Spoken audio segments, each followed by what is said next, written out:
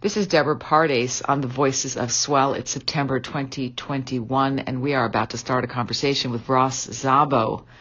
Ross is so many things. I guess I want to start with the fact that Oprah talked about him. I know that's really important, but she said his book, a kid's book about anxiety, was one of her favorite things in 2020. He is also the author of Behind Happy Faces, Taking Charge of Your Mental Health. He is focused on talking to kids about mental wellness. He has spoken to over 1 million young people about how they feel. He's the wellness director at the Geffen Academy at UCLA. For 10 years or so, he was the director of outreach for the National Mental Health Awareness Campaign. And in that time, he created the first nationwide Young Mental Health Speakers Bureau, which was called HEARD. He obviously is a voice that we want to join in with in a chorus of yay, because this is a topic we need to really find our words for. It's such an emotional topic for me because I know so many people feel locked away in their corners, not feeling connected when they most need to be. So this is a conversation to open up the swell waves to really dig into who Ross is, how he came to be the person he is, but also how we as a community can really keep this conversation at the forefront and just make mental wellness as cool as pop culture, as cool as sports.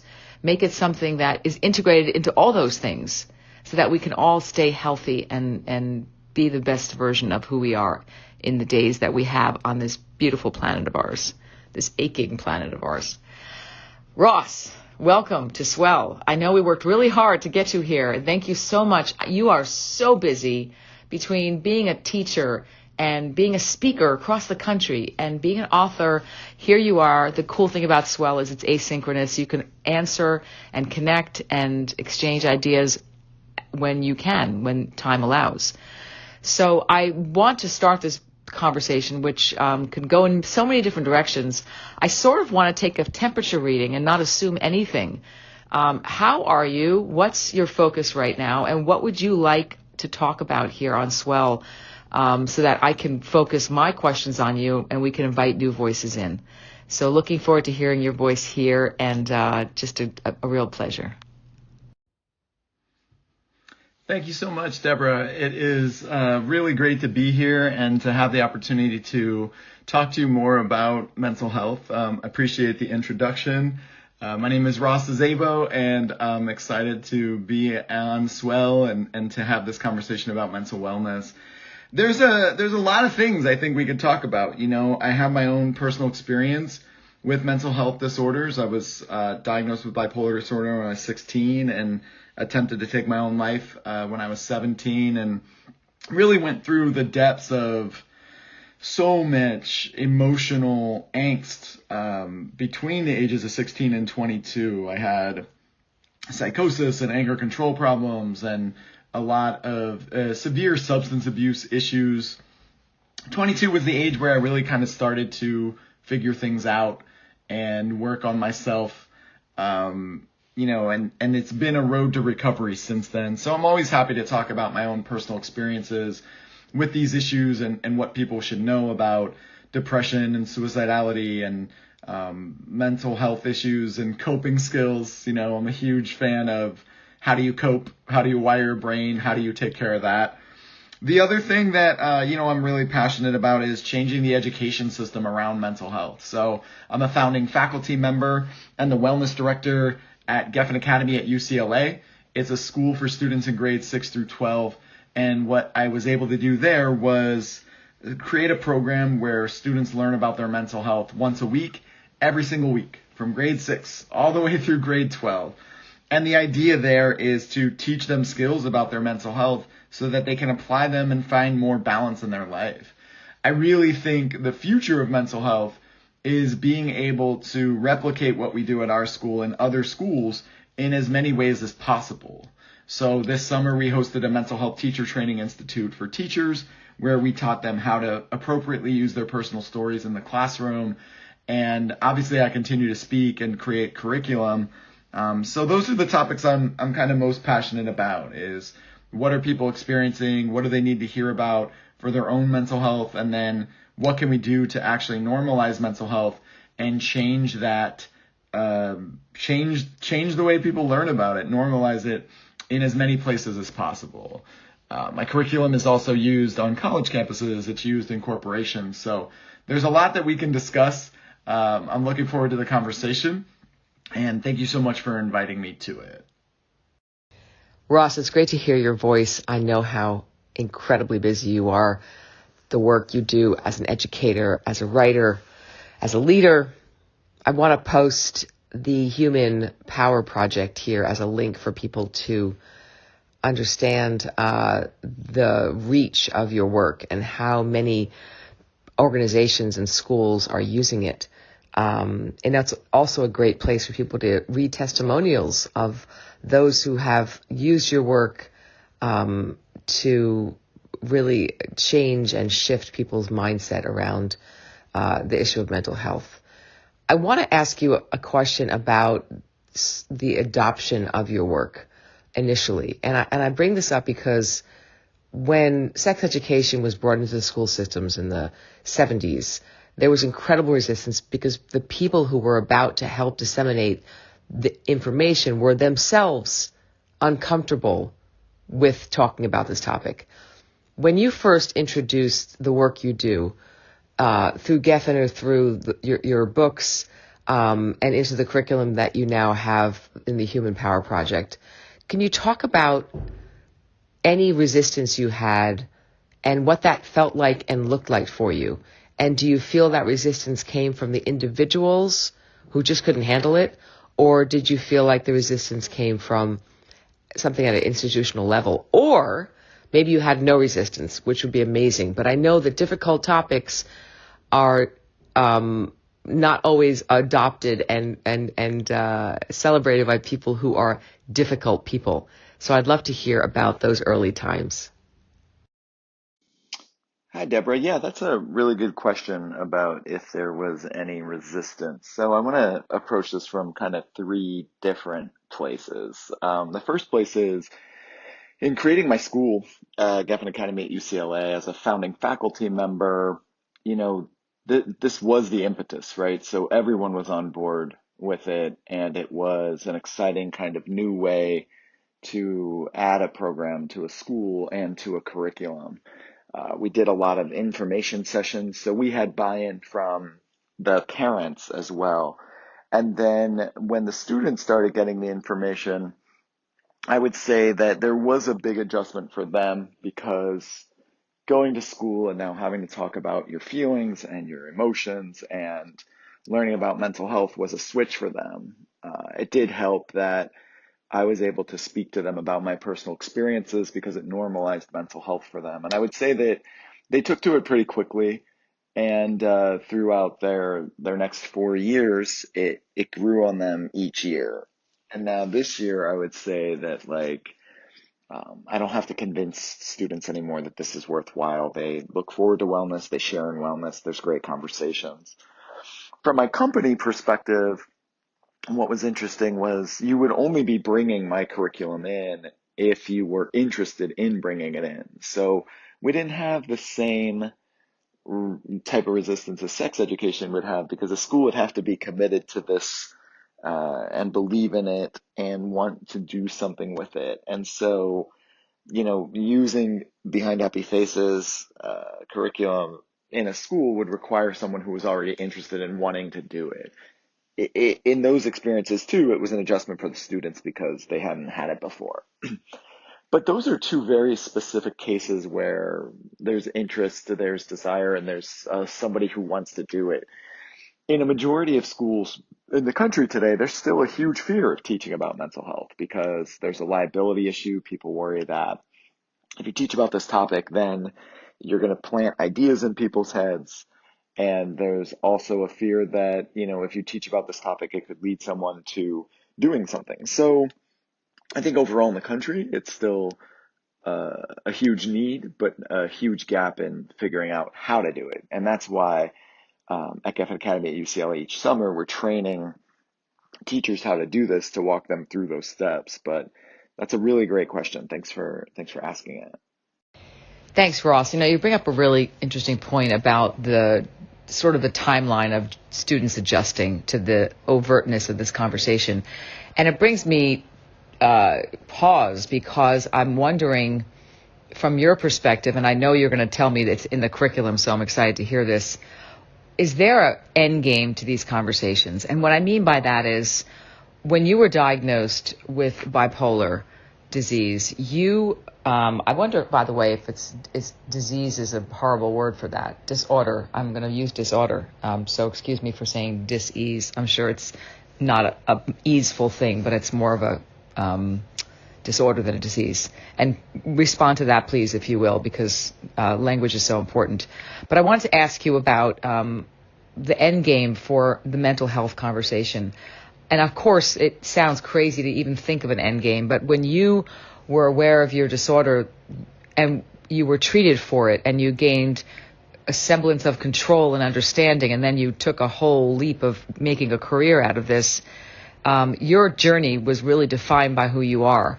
Story is so important. Like when you tell your story, people drop in and they trust you. And in the curriculum that you offer, does it start with personal story? And if so, do people come to a place where they want to be diagnosed and seen if they feel like there's something going on for them? And is that sort of an end game for people, that they want to be cured? Or is this more of a lifestyle conversation that we have to be mindful our entire lives of our mental wellness? And it's not about diagnosis as much as it is about the awareness of the complexity of the human mind. I hope that's not too convoluted a question. And if so, please let me know and I can reframe it. Thank you so much. Yeah, okay, so there's three separate questions here. The first one being, if it is, what's the terminology for bipolar disorder? It is bipolar disorder. The current Diagnostic Statistics Manual, it's version 5 now, is used to diagnose people with mental health disorders. And, each version has taken a kind of different approach, but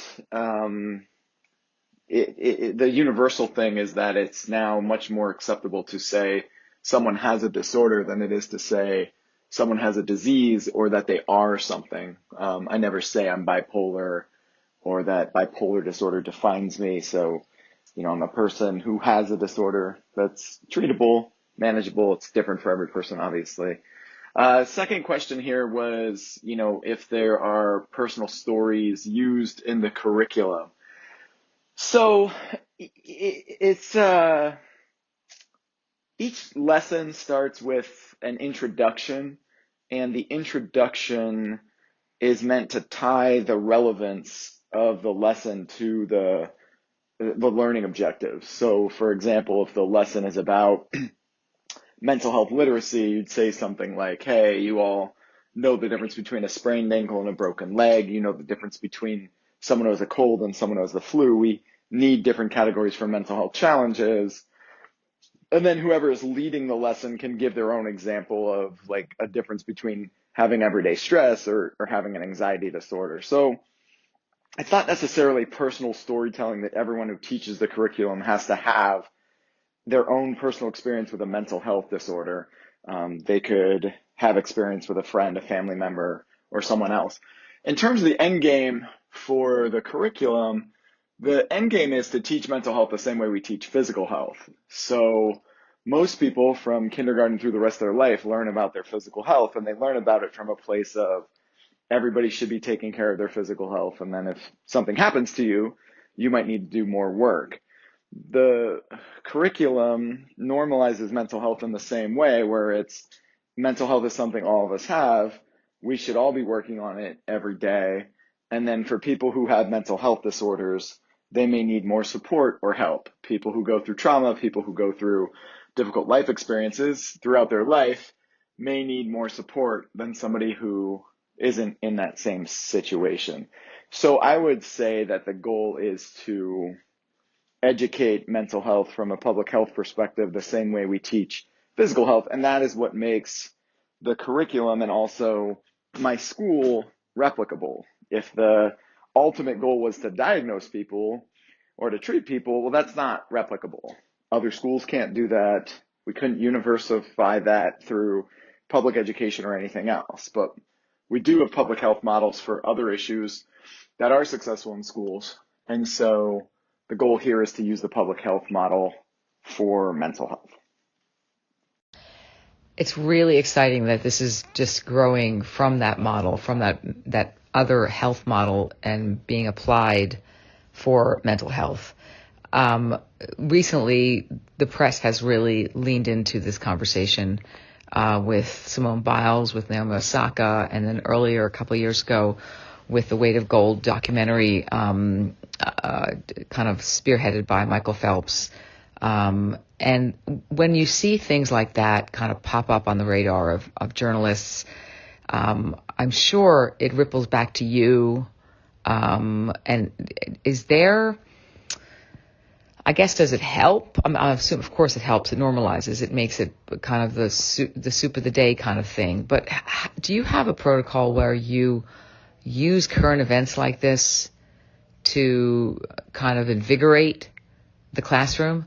And if so, did you use these headlines with your teachers and your staff to sort of inject those headlines into current curriculum that was being used? I'm just curious because, that's a kitchen table thing too. These kids have incredible work that they do with you, and then they come home at night and their parents read the articles or heard the news, and there's this great opportunity to kind of use those celebrities as entry points into the kitchen table conversation, because that's where the continuity really is important, right? Where kids become alert, they can become aware, and they can bring it home, and then it becomes more integrated into their lives. Can you speak to that a little bit? Yeah, that's a really great question. The headlines and a lot of celebrities or athletes or other people coming out with their own stories definitely does help normalize mental health. Um, and over the past decade, we've seen so many examples of it. This last year has been full, like you said, of Naomi Osaka and Simone Biles. The NFL is currently doing this huge mental health push. I don't use their stories in my curriculum, and I maybe reference it occasionally in the classroom, but it's not the crux of what we do. And the reason for that is I learned really young that if you're going to rely on famous people or athletes' stories, um, a lot can change quickly, and it is more important to have a consistency that is rooted in their everyday life than a national story or a news story or something that's big. The reality is most of my students get their mental health information on TikTok or social media from people who have gathered massive followings. Some of that information is really great. Some of it and some trends on TikTok are super problematic. And they'll call it out and be like, hey, did you see this trend is so damaging? So I 100% agree with you that these stories and that media focus is really important, but I don't think it is, it could be an addition to the core, like everyday stuff, but we focus more on what is your everyday habit, what is your everyday change, what is your everyday language, than we focus on like, oh, look, this person is now doing this thing or this person said this, because the news cycle, everything can change so quickly. But it is a great question. Thank you. Hey, Ross, I'm really, really glad you brought up TikTok, because it's going to round out this conversation so well for me to get your perspective on the presence of mental wellness as a conversation in social media. There's a conversation going on right now on Swell that I posted about a psychologist who was worried about Clubhouse and the false intimacy there of people really opening up and then having no place to go afterwards. And I'll post that link here, but can you speak to a sort of a little bit of a vision statement? Because I know that you have your hands in a few different arenas. That's probably the wrong metaphor, but you're doing a lot of stuff with UCLA inside the classroom and outside. And what's your vision for a healthy society? I'm assuming it's the integration of mental wellness as a conversation in the curriculum, which you're really leading, but also the ecosystem, the 360, the holistic vision. What is your vision based on the fact that when you were younger and you were diagnosed, there was no support, really. There was no acknowledgement, no kind of zeitgeist. What can you give us your sense of where you'd like this to live inside of social media, inside of homes, inside of locker rooms? I just want a little bit of a utopian vision that you're working towards. That would be really beautiful for me to hear. And then also I'd love to invite some new voices here of people that you perhaps work with that are really on the front lines with you making these changes.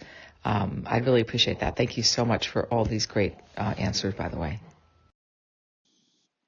Yeah, that's a great question, Deborah. A utopian vision. It's definitely not something that I can work towards on my own, right? So for me, it is changing the education system. Obviously, again, having students learn about their mental health the same way they learn about their physical health. And then what that would require is teachers being trained, schools being trauma informed, help existing for all of these kids, right? Because you can't just like teach them and then not send them anywhere. And then parents also understanding the importance of it, becoming aware of it, knowing how to interact and engage with it. I think in a school community, you have so many different levels. You have the administrations, you have the educators, you have the students, and you have their families. So in a utopian world, all of them would be able to understand the same points. All of them would be able to work on different aspects. All of them would be able to have access to help, and all of them would be able to support each other. Outside of that, in a societal level, I mean, it's similar. You'd want education, you'd want access, you'd want support. I am definitely not working towards any of those in a societal level. There are amazing people who work on policy. There are amazing organizations that work on all different kinds of aspects to try and help support each other. But for me, I can really only stay focused in what I'm capable of, and that is creating curriculum and training teachers. So, there are a lot of people out there doing great work. I know of them. We chat occasionally, but I think the work is so hard that you really do just kind of buckle down and try and do what you can and make a difference where you can. Wow, Ross, creating curriculum and training teachers is building a future and building that utopian world. I firmly believe that. And I think from what I've learned from you here, it's those fundamentals, blocks that you're building, that will help create a more compassionate, more aware, more complete world. So I think, we all should do what we can in our little worlds, and you certainly are doing an amazing thing, creating a place for dialogue and for exploration and for the full self to be present in the learning experience. So it's really, really moving to me. I really want to thank you also just for popping in these conversations, and I'd like to continue it.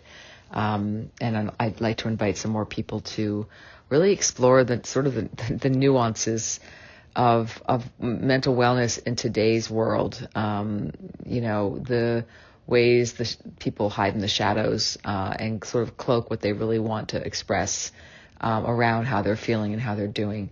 It just fascinates me, and I think this platform, in terms of hearing your voice and your tone, and sharing my thoughts and kind of moving into territories I'm not completely versed in, has been really helpful for me, and it really expanded my sense of what's going on right now in the classroom. So it's really inspiring. So I just want to thank you for initiating this conversation with me, and let's see where it goes.